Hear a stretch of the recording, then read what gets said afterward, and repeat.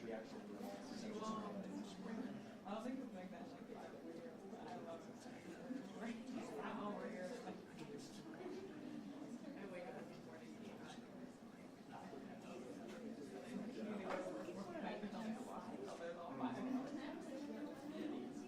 Some people have inspirational messages you set on.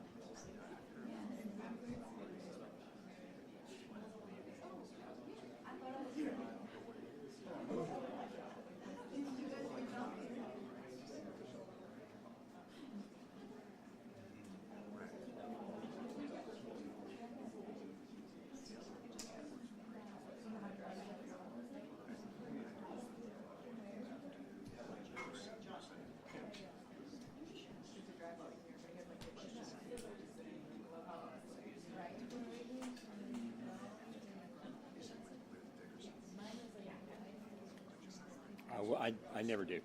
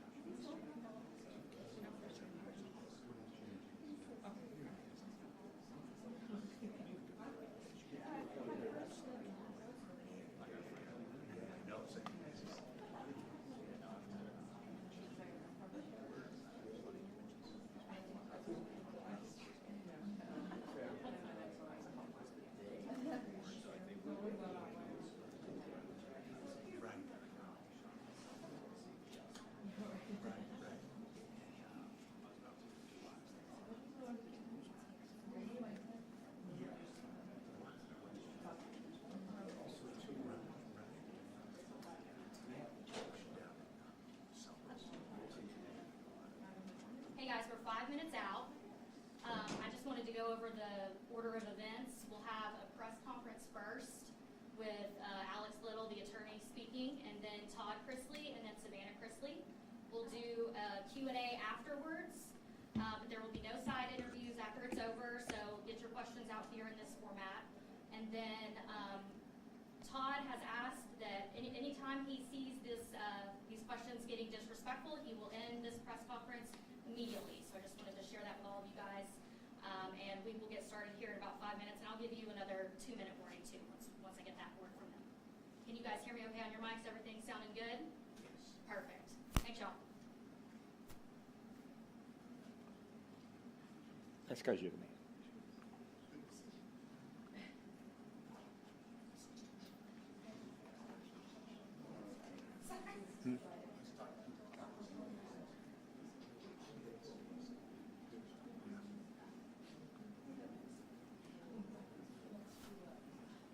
Hey, Chris, that red button up there says REC.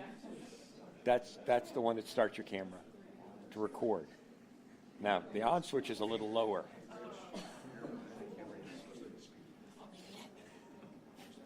Well, you know, I break the rules all the time.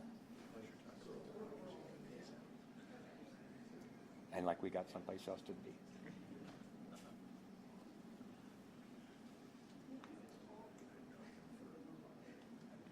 Longer than we'd like to say. Longer than you've been alive. That's how confident I am.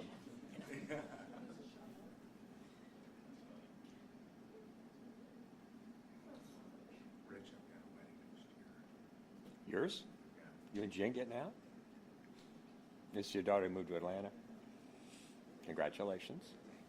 Awesome. There's that. Mm-hmm. Understand that. Well, that's why you took the gig with me. Oh, that's it. That, yeah. Sorry, I will be there. Yep. I have no idea. I got no information at all. She asked for everybody's info, so you'll know probably about the same time I know.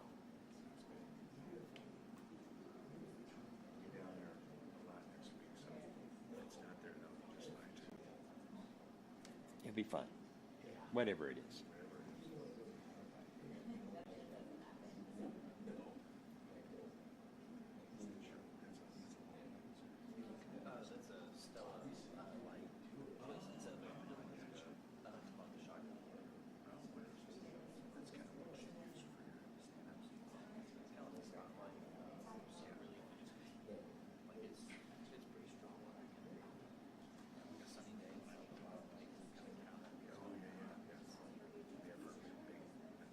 You don't mount it on the camera, do you?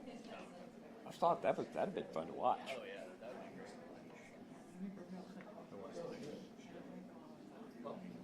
We remember those days. Well, not to that extent. Oh, reporting. We didn't do the reporting. That's good.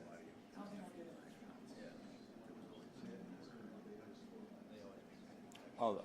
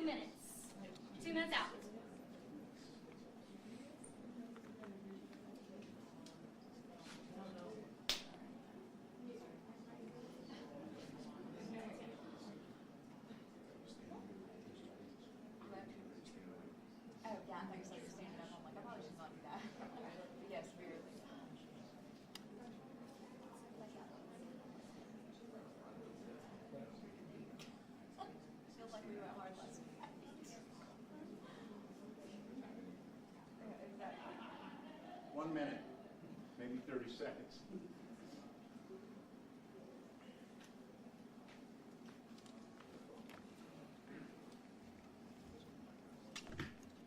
Tight will fit in here.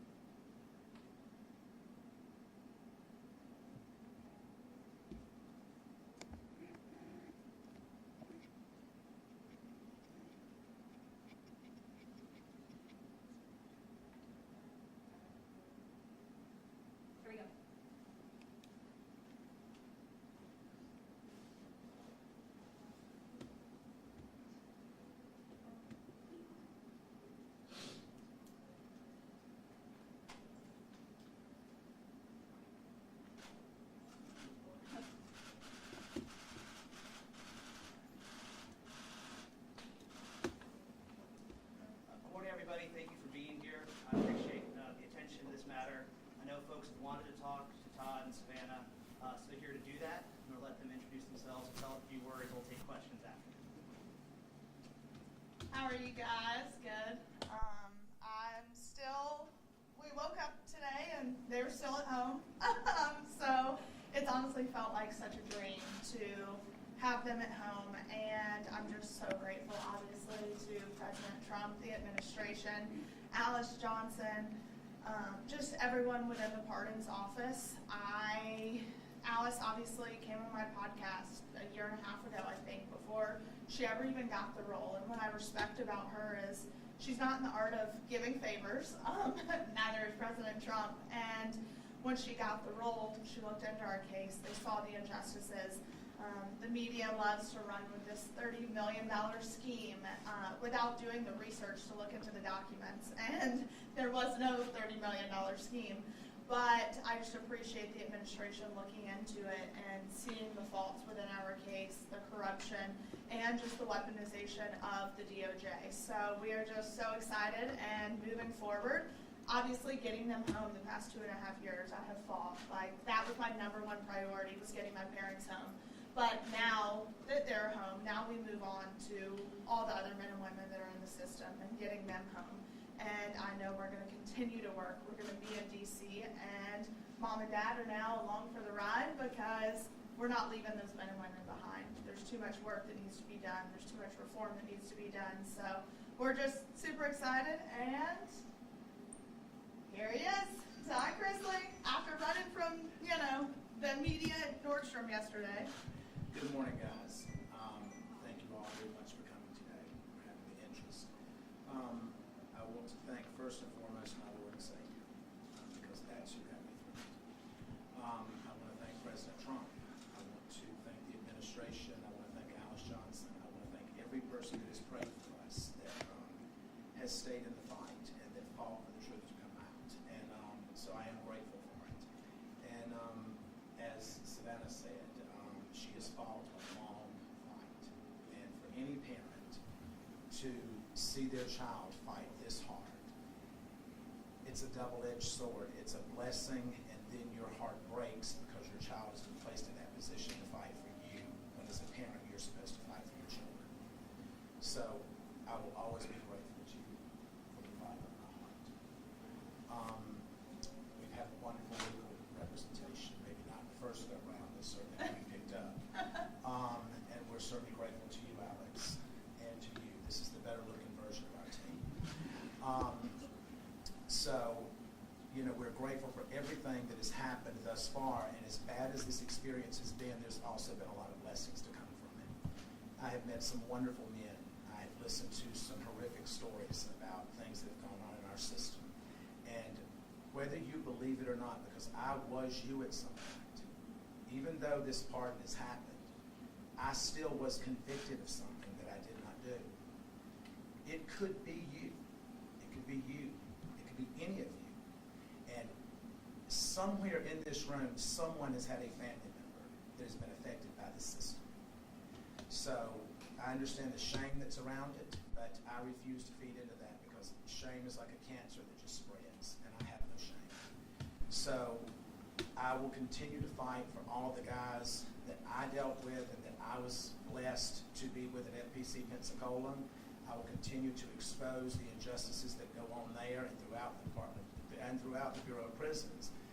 I know that Julie, who is a wonderful, decent, God-fearing woman, and that I am blessed to have been married to and been with for over 30 years now, an excellent mother. She's at home with Chloe right now, and Chloe will not let her go. So we're blessed to have our family back, and we're blessed to be coming back to television, because we do have a much bigger story to tell now than we ever have. So I thank each and every one of you. Happy to open this up for some questions. Right here. Todd and Savannah, what was the reunion like first night, right?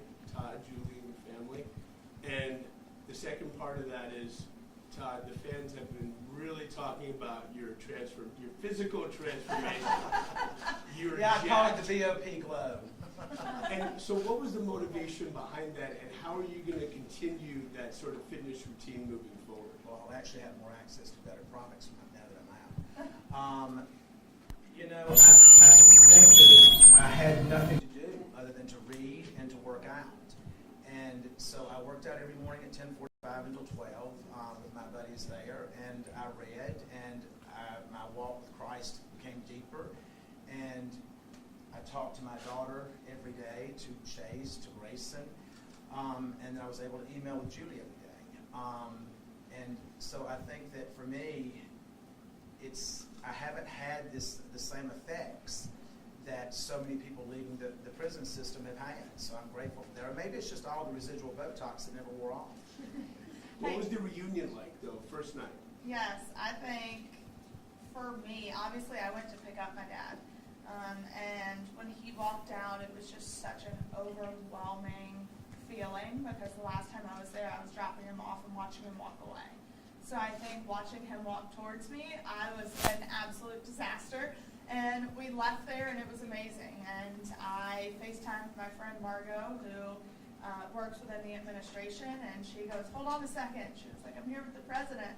And we got to FaceTime the president, and it was a full circle moment.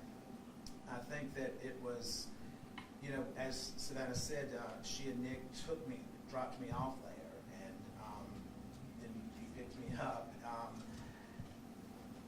It was, I don't even know that I felt like that it was real at that moment. And I woke up the first morning, and I was looking around, I'm like, this is really real. I'm home. So I was grateful for our family to be all back in the same room, to be together, to share a meal together, to pray together, and to know that we're still in the fight together. Mr. Chrisley, do you have any remorse for the actions that led to your evictions? You must be seeing him. What? Do I have any remorse? I would have remorse if it was something that I did. Okay. Well, your wife did apologize last year in federal court. Well, let me explain to you how that works, if you don't mind. Yeah. You're placed in a position as a defendant to either bow down and kiss the ass of the Department of Justice and accept responsibility for things that you did not do in order to avoid a stronger sentence. And the corruption that went on in our case is going to continue to unfold, and Alex is going to continue to give each and every one of you the evidence that as it comes in. Next question. You haven't seen your wife in so long. Hearing her voice, seeing her, what was that like? It was overwhelming. It was overwhelming. Julie and I have been together for over 30 years, and she is my best friend. We have raised our children together. The grandchild is now my legal daughter, and we've had all the ups and downs. You know, we've gone through breast cancer together. We've gone through multiple medical procedures with her, and it was great to be home. No matter where that is, as long as she's there, it's home. Got a question up here? Hey guys, welcome home, Todd. Thank you so You're much. welcome. I know this has been a big journey for you and for you, Savannah. What is one thing that happened behind the scenes that maybe you want the public to know and to understand? I think, you know, obviously the biggest misconception right now is that I either paid for a pardon or slept for a pardon, That's something or like that's the biggest misconception right now. And if people knew the countless hours and the money and the time that I spent going to DC, literally with not a meeting scheduled, and I just got on a plane and went and said I'm going to be in the right room at the right time and meet the right people. I fought hard and I was exhausted, and I begged for meetings. There was nothing I was never too good to ask. And that's the thing, is people think, oh, you're a celebrity, you're white, you have money, that we got an upper hand, and we didn't. I had to fight, and I was relentless, and that's how it happened. Finally, people listened. So for me, that would be something that people just don't quite understand. I think for me, watching it all unfold and listening to what she said was coming up next, and just being consumed with pride while at the same time knowing that this is a long shot, because so many people are told no. And being in the prison system, anyone that says that it's a fair shake, it's not. Because I dealt with young African American males in the prison that I was in that were not treated the same. They were denied programming. They were denied access to certain things. I was not denied that. but we know why it wasn't about that. And so I think that is a much bigger picture that we all as a society as a whole need to look at, that we are one. And whether you're Republican, Democrat, or whatever, at the end of the day, when you're in that hospital, you don't care if it's a Democrat treating you or a Republican. Now, some of you may, but I want whoever's going to be the best person to do that. Yeah. You're another. Thank you. So there's no telling how many times Savannah's Instagram was refreshed yesterday with everyone looking for that glimpse of getting to see Todd. And then the first time we see you live on Instagram is in Nordstrom shopping. Can you talk about that? And then were you hesitant at all for that to be the first glimpse of you shopping at Well, Nordstrom? we thought through our security detail that we had beaten that and that we were good to go. And what we did not realize is that there was multiple outlets that were following us, but we had interference with the security team. And I don't know why it's that exciting to go watch me buy underwear. I mean, it's just not. But we went in to grab a few things because of I have an event to go to tomorrow. And then we look up and there's people in Nordstrom's coming and said, you need to understand that the press is here, the press is here. And so I'm like, they're just wanting this one first picture. And so I said, go live with it. And I said, and that stops them. And so that's what we did. Did it work? It did. We Hey. go down the front and the back. But What do you have to say to the people who say you were only pardoned because of your status? I understand it. I understand it. That's not something that you can look at and say, well, that had nothing to do with it. I don't know if it did or if it didn't, because I wasn't involved in the process. But what I can tell you is that I believe in our President of the United States, and I believe in his commitment. When he created the First Step Act, that was to help incarcerated individuals. It was not adhered to by the Department of Justice.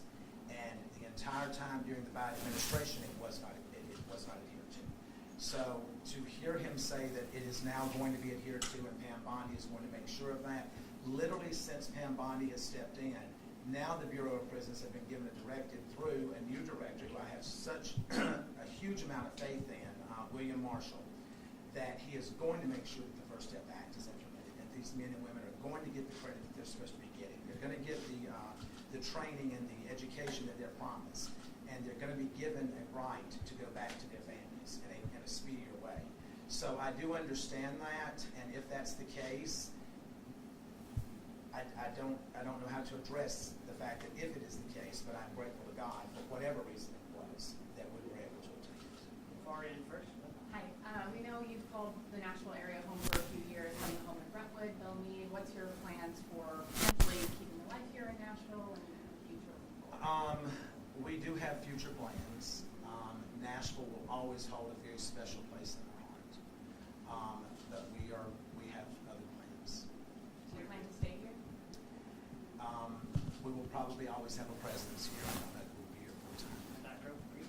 But So after people have been incarcerated, a lot of times they say that isolation and that feeling almost of not being able to associate with family and friends is almost for them feeling like part of a death. And then having them come back is almost like a second chance. Now that you have all this new understanding, these experiences, really having that conversation with people in very different ways of life, how do you plan to use your platform and to share different messages if you do, now that you're continuing to have this TV show? This will always hold this. You can't go through what we've been through and walk away from it. I'm fortunate, so is Julie, that we never lost contact with our children. Julie and I emailed 10 times a day. And I think it's also important to understand that I was at a camp. It was the brokest child camp that you could go to. The accommodations were not great. But it, needless to say, was a camp. It was a former military base. So we had free access to walk, and we had a track and a weight pile, and we had things that we could do. But there are men there that after, I think statistically, after the first 2 years, people lose contact with their loved ones. And that, I can't even imagine how that must feel, but at the same time, I think that we at this point, God has said, when you know better, you do better. And it's our job at this point to expose all of that and to try to make those men and women's lives better if we can. And that's what I plan to do. So let's take a step back and take a look forward. First of all, what were first reactions to the part where you were just shocked? And looking forward, tell us, your return to television, this docuseries. Can you tease what it will be like in nature, what the focus will be? Tell us about that. I mean, when I got the call, like I said, I was walking into the grocery store and I stopped in the parking lot. I was like, what do I do? I was like, okay, go back to my car. And so I sat in my car and had that phone conversation that's online with President Trump. And I was in such shock. I really didn't know what to say. I started crying. Grayson was with me and we're like, oh my God, it's happening. It's happening. And I really don't even remember driving home. Like, I was in such shock. And I then was able to talk to my parents and tell them what had happened, but it had already kind of spread like wildfire because President Trump's team posted the video and tagged it Trump Knows Best, which, I loved. But it spread like wildfire, and when they called, they're like, is this really real? Oh my, like, it was so hard to believe that it was actually happening. I had a staff member that came to me and said, you've just been pardoned. And I just looked at him and he says, no, really, you've been pardoned, it's in the news. And so I walked up to call her and she said, it's true, it's true. So I remember walking back from the phone and just feeling numb, not really knowing. And then after about 10 minutes, all I could think about was the guys that I was living with because I had made such wonderful relationships with those men. And when I left that day, there was only 317 men at our camp, but they were lined up shouting when I was walking out. And they were saying, don't leave, don't forget us, don't forget us. And my commitment is to them that I will never forget them. And how about the docuseries? So we had been filming, and we had just wrapped filming for all intents and purposes, and then we get the call that they had been pardoned, so we picked right back up, and we're excited because I think this new show is going to give, first off, it's going to give people a look into the trial and things that we went through, and we're going to set the record straight, put some documents out there. Alex is on there, but it comes full circle because we go back and then we get to the point where mom and dad are pardoned and now we move forward with our lives. And I know for me personally, now I get to be a normal 27-year-old, almost 28. And so my goal, it's like we were talking last night, it's like I'm traveling to 30 countries by the time I turn 30. But going to DC is going to be, I will be there a lot more because now I hope to work with the Federal Bureau of Prisons and Billy Marshall and help them expose the corruption because he is vowed to hold people accountable if there has been abuse and corruption to occur. So I'm extremely excited for that and to work with some organizations, put bills in front of Congress, especially for women who are incarcerated. So that's kind of our goal. And then obviously they've already got all the offers rolling in, so it's going to make life so much easier. You'll see him on quite a few different shows, I have a feeling. So one more question, and then I think we're... Can Todd confirm that you will be a part now of the second portion of the series? We are. Okay. Yeah, We started filming literally the night that we got home. as soon as we got home. So I think with this new series, you will see the first time he and mom see each other for the first time. Last question. Let her have this question. And so I understand you're saying you were wrongfully convicted and that information will come out, but my question is, so, it was under the first Trump administration when the investigation happened and the charges, so how can it be political? Well, if you will look at the individuals that prosecuted this case and that lied to the courts, and that these prosecutors are no longer with the U.S. Attorney's Office. Tommy Krepp left and is now at the FDIC. Annalise Peters, she is now with Meta. You don't go to Meta and give up a career as a prosecutor. That's not what you do. You don't go to the graveyard of the FDIC when you're trying to build a career as a defense attorney. So I also think it's very important to note that it took 7 years to issue a formal indictment. exactly. So the investigation was going on for almost a decade. And when you look at it, our judge was the youngest African-American female appointed by Obama. So she allowed so many things to come into trial with the Fourth Amendment violations, and magistrate judge ruled that all the evidence must be thrown out because it was obtained illegally. So we don't know if stuff was planted. Mark Braddock was involved. He got full immunity from the government. So the whole trial was just messy and tainted. And when the magistrate judge ruled the evidence was not allowed in, the Obama-appointed judge said, nope, I don't care. We're allowing it all in. And with an email that said, we need to catch a big fish.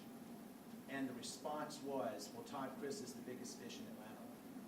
And I think it's also important to note that the Office of Inspector General ruled in our favor in their documents, that in their investigation, that stated, we agree that the Chrisleys were unfairly targeted. We substantiate Due to their celebrity status. Yes, we substantiate the Chrisley's claims that they were unfairly targeted. So at the end of the day, I will sit and say, as his daughter, I believe in law and order. If I believe that my parents did exactly what they were accused of doing, then yes, you have a consequence for it. Do I think the consequence should have been 12 years? No, I do not. That's not even a fair sentence if it was true. But I know in my heart of hearts it was not true. I caught these prosecutors in so much misconduct, speaking to the judge, having ex parte communications. And this is in writing. It is in writing. Alex exposed the emails. So I think at the end of the day, if you want a conviction, then have a clean conviction. And to go back to your question about it being a Trump administration, it was a Biden administration that the OIG issued a report under that said that we were targeted. Mhm. Thank All you. right, guys. Thank you all very much. Awesome. Thank you. Y'all have a wonderful day. God bless. Thank you.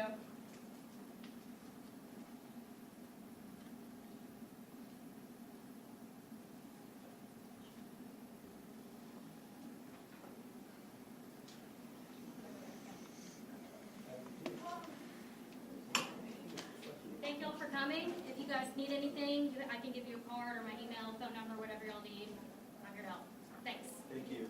I appreciate it. So Alex will not, Alex will talk to us, I have some questions about that. Send those an email to me and I'll do my best to get those in front of him. And are there any documents? I Say will, the documents there. sure. I will make sure that that is